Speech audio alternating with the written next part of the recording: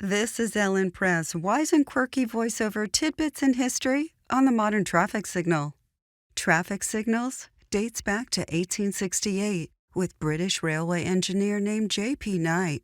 Here in the United States, it was 1912 when police officer Lester Wire designed the first electric traffic light.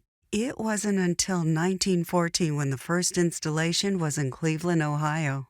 Moving a little forward in history, 1917 brought the first interconnected traffic signal system installed in Salt Lake City, with 6 connected intersections controlled simultaneously from a manual switch.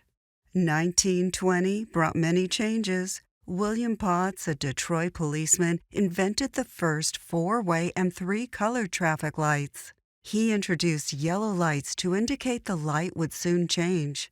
Detroit became the first city to implement the 4-way and 3-colored traffic lights.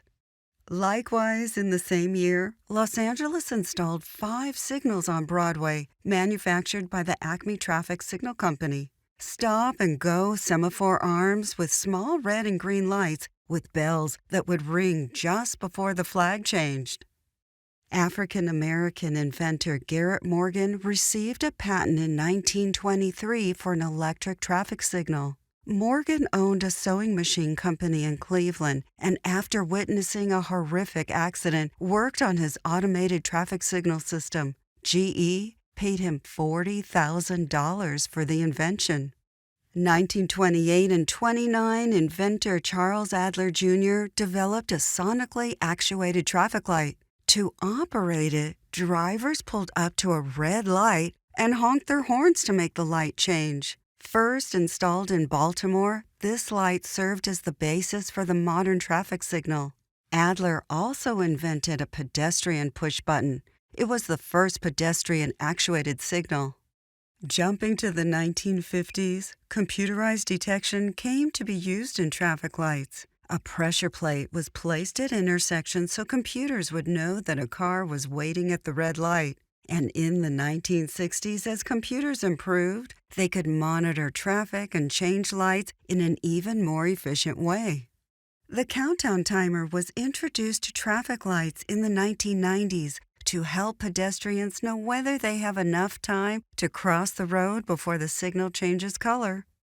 Continuing our timeline during the 2010s, connected vehicles were introduced to communicate with traffic signals and other vehicles. This vastly improves speed, timing, and efficiency at intersections, as much as 40% according to Washington State University. Today, and in the near future, with connected vehicles and AI-driven traffic control, this could lead to another color in the traffic signal, blue. We need a new signal called blue phase, meaning you should follow the vehicle in front of you, says civil engineer and traffic control researcher Ali Hajbaba. He explains that connected vehicles can work better with a signal system to keep traffic moving, while human drivers could follow them during the blue phase. You've been listening to Ellen Press Wise and Quirky Voiceover Tidbits in History. Sources from Washington State University.